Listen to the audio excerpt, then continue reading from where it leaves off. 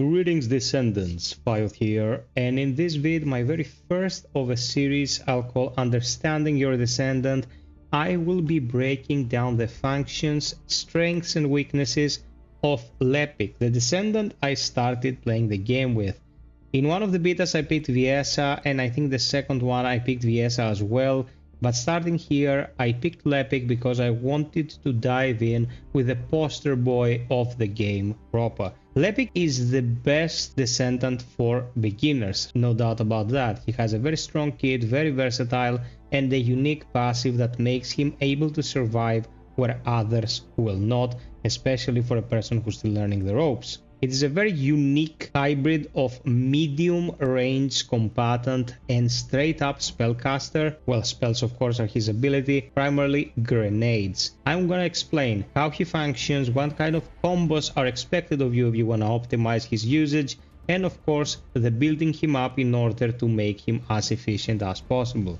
Let's get to it. So the first thing we need to understand about Lepic is that his strength comes from casting his abilities and casting them in the right sequence. I'm going to explain what each of them does after reading the description. We start with a grenade throw. Throw a grenade forward dealing burst damage. As you can see, my stats on the right are changed because of the modules I'm using. More on that in a bit. Overclock. Gains overclock, inflicts burn on enemies damaged by grenade throw or overkill. Burn deals continuous damage for a certain period of time. Pretty much self-explanatory. You activate this and your grenades and ultimate will put on the enemies a tick modifier that deals damage per second. The amount you can see on the right side, and that also will be dependent on how you build the character. Traction grenade. Throws a traction grenade forward to inflict Towed on enemies within range. Towed means that they are pretty much sucked in as if by a black hole, and whilst they are there, they are in the prime position for any kind of small area of effect damage burst. You can throw your grenade after activating overclock and both damage the entire mass and inflict burn on them. You can also use a launcher to deal big area damage that will affect every enemy in sight. If you have guns that deal high damage, you can just mow them down, or of course use synergy with your allies to take the group out whilst they're defenseless. This is a very powerful ability, but as you can see on the right, the cooldown starts at 25 seconds, whilst the basic grenade starts at 6. This means that you cannot expect every grenade throw to be tied to a traction grenade for an optimal combo. This is just not possible. So this is a more expensive, more strategic ability that you have to utilize where there is actually a crowd to be controlled and not just throw it left and right where there's no reason to. Also, gigantic enemies like bosses, of course, will not be towed, so don't even bother. His ultimate is Overkill, equips a unique weapon. The unique weapon is the transformed arm, the prosthetic that he has. While the unique weapon is equipped, MP is continuously consumed. When MP runs out, the weapon is unequipped. Enemies hit by the unique weapon take burst damage. The impact point of the unique weapon creates a damage zone dealing continuous damage. So there is a bit to unpack here. First and foremost, activating this will cost you 40 energy and then 30 energy per second. So the upkeep is pretty high and you have to utilize this when a big enemy will be exposed in order to take them down fast. You want to both land the direct shots or in a very small distance from the enemy you want to hit, and then leave the afterburning effect there to deal damage over time. It is also affected by the way you build the character, so ideally you want to build for less consumption so you can keep it active for longer, and of course your overall skill power will determine the damage that you will be doing. At the bottom right of the explanation of this ability you can see the continuous damage range starts at 5 meters. I upgraded it to 6.9 meters and it says that the max expendable range is 200%, meaning you cannot go beyond it affecting 10 meters. So no matter how you build him, if you don't want to be wasting module space, pay attention to this so you have the best results with the least module space taken. Last but not least, let's talk about his passive Close Call.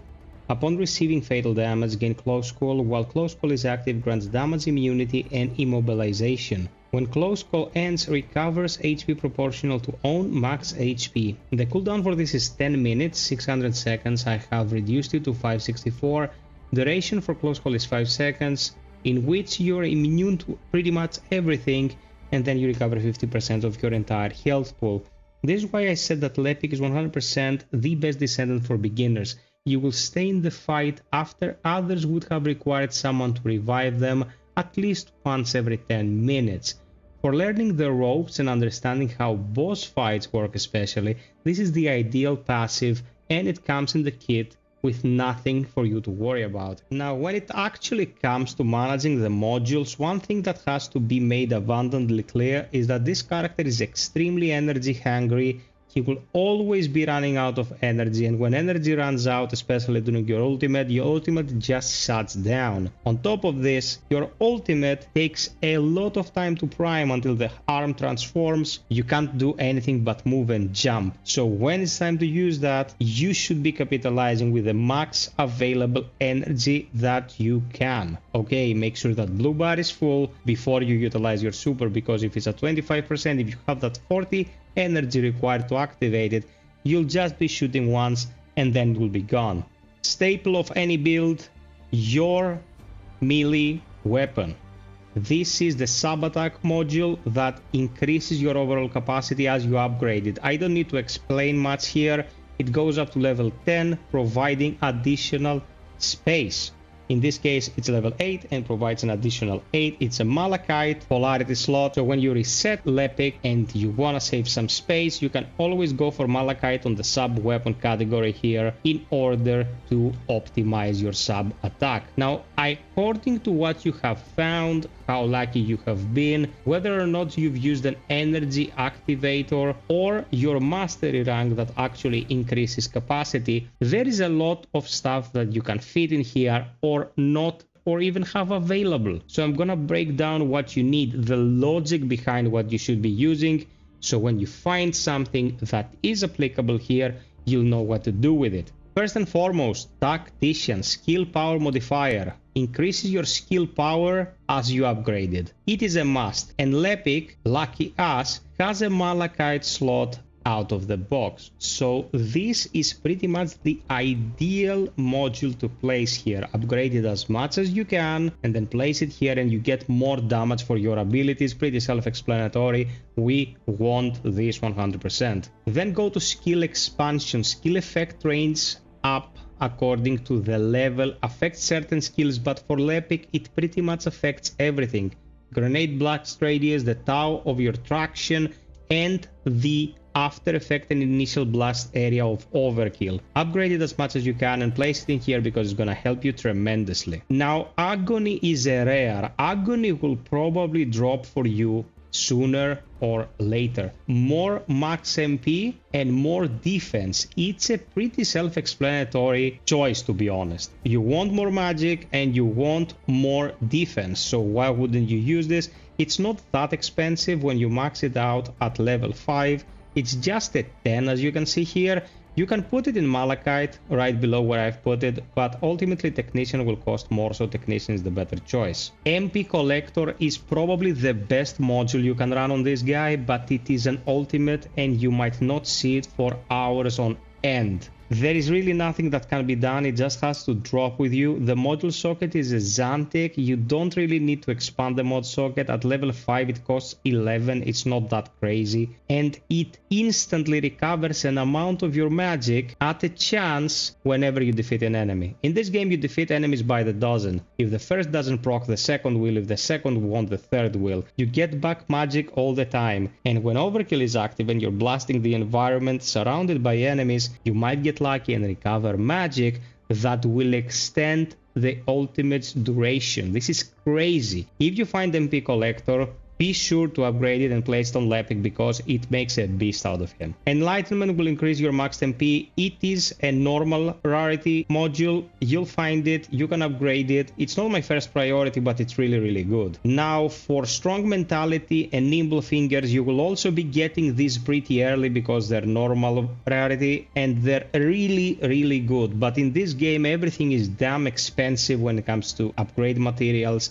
Don't prioritize this. You want want to have consistency in your output, even if that output is not ideal when you're starting off. This is a 40 level Lepic, okay? I played 20 hours with this guy. He still isn't optimal at all. If I don't use an energy activator, he will never be. But I'm not gonna be a whale for these guys. I'm gonna show you with these guides how to make these Descendants work, even if you don't want to dish out the Dow.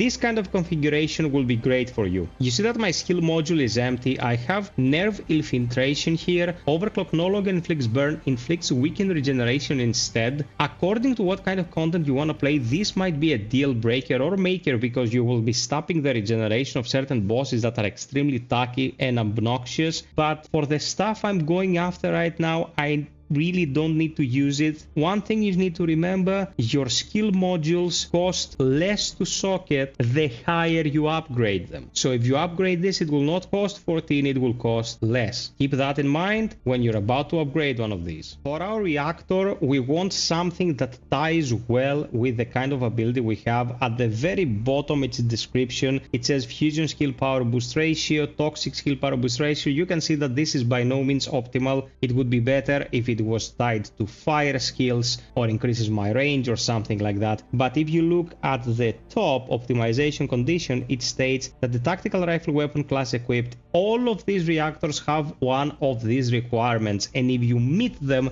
you get an additional bonus. Below it, it says skill power boost ratio, fire skill power boost ratio by 0.2. I don't have dimension powers, that is a teleportation descendant, so I don't get any bonus out of this, but it doesn't really matter because I want the power skills anyway, and this helps me.